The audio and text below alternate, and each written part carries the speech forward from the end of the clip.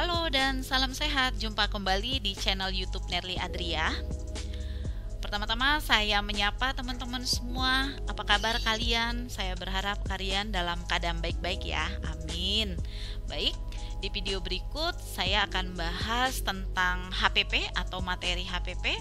HPP adalah kepanjangan dari hemorragia postpartum atau bahasa awamnya sering disebut dengan perdarahan pasca persalinan.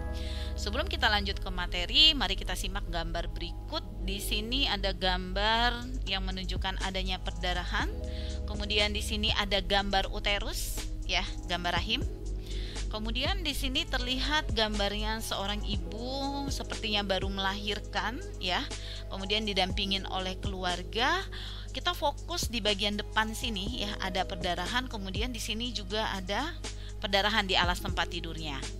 Gambar selanjutnya menunjukkan bahwa seseorang sedang didorong menggunakan belangkar dibawa ke rumah sakit sepertinya. Nah, untuk lebih paham materi ini, silakan teman-teman menyimak sampai selesai.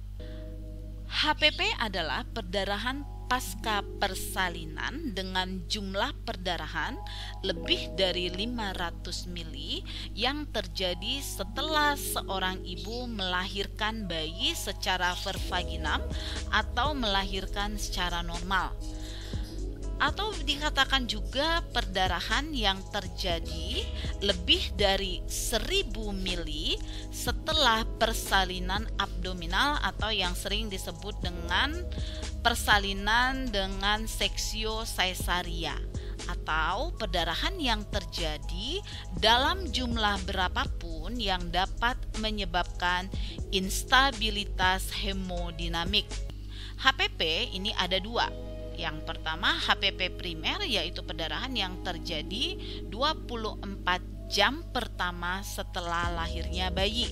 Kemudian sekunder HPP adalah perdarahan yang terjadi pada masa nifas tidak termasuk 24 jam pertama setelah lahirnya bayi, ya. Kriteria perdarahan ini bisa dilihat melalui pemeriksaan fisik. Kita lihat pemeriksaan fisik di sini, ibu terlihat pucat, kemudian disertai ada tanda-tanda shock, tanda-tanda vital, tekanan darah rendah, kemudian nadi cepat dan kecil, kemudian ekstremitas dingin, serta tampak darah keluar melalui vagina. Kita lanjutkan dengan pemeriksaan obstetrik, ya. Pemeriksaan obstetrik ini bisa dilihat dari kontraksi, di mana kontraksinya lembek. Jika kontraksi lembek terjadi perdarahan, berarti kasusnya adalah atonia. Kemudian kontraksi baik terjadi perdarahan, ya. Di sini penyebabnya mungkin bisa terjadi luka jalan lahir atau adanya sisa plasenta.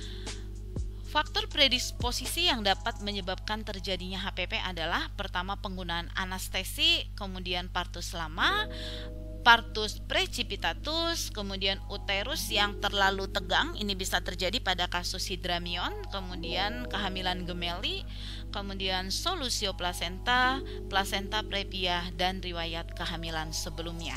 Nah, apa sih sebenarnya penyebab dari HPP? Penyebab dari HPP itu ada 4, yaitu TON, kemudian trauma atau TIR, kemudian tisu, kemudian trombin. TON di sini berhubungan dengan kontraksi uterus, ya. Kemudian trauma di sini dia berhubungan dengan luka jalan lahir. Nih dia, ya. Luka jalan lahir bisa luka di perineum, kemudian luka di serviks. Robekan terdapat di perineum yaitu grade 1 dan 2. Penjahitan bisa dilakukan di fasilitas primer, contoh bisa di puskesmas, bisa dilakukan di bidan. Kalau dia grade 3 dan 4 berarti harus dirujuk ke rumah sakit atau ke fasilitas yang lebih memadahin. Kemudian tisu di sini kita lihat ini ada plasenta, ya. Nah, berarti kalau tisu dia berhubungan dengan sisa plasenta, yaitu bisa di selaput atau bisa di kotiledon. Nah, nanti ini dipastikan setelah plasenta lahir, periksa plasentanya apakah kotiledonnya lengkap, kemudian perhatikan selaputnya, ya. Nah, kontraksi uterus baik, robekan jalan lahir sudah ditangani, dilakukan penjahitan, kemudian tidak ada sisa plasenta, Masih terjadi perdarahan berarti masalahnya adalah trombin. Trombin ini adalah gangguan pembekuan darah.